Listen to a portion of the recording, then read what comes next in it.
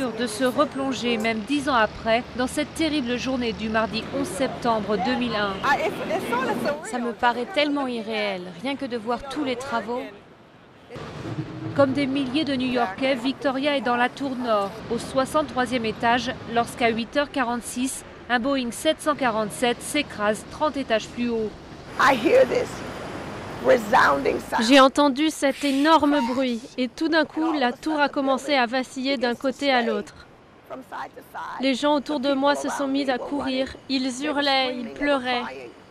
15 minutes plus tard, à 9h03, le vol 175 de United Airlines, avec à son bord 56 passagers et 9 membres d'équipage, percute la tour sud. Avant le second impact et sans prêter attention au message sonore diffusé dans la tour qui lui ordonne de ne pas évacuer, Nicole descend les 73 étages qui la séparent du rez-de-chaussée. Arrivée en bas, elle prend conscience du désastre. C'était la pagaille, il y avait des inondations, de l'eau partout, des blessés. J'ai pu voir à l'extérieur des corps qui tombaient, des gens qui se trouvaient au-dessus de mon étage. C'était le chaos. À 9h59, la tour sud, la seconde à avoir été percutée, s'effondre comme un château de cartes, provoquant un épais nuage de poussière.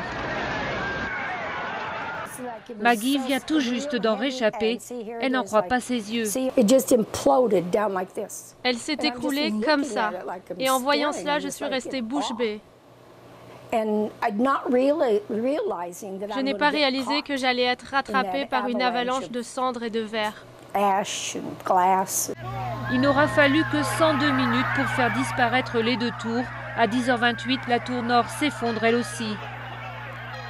Bilan 3000 morts parmi les 16 à 19 000 personnes qui se trouvaient dans le World Trade Center au moment des attaques.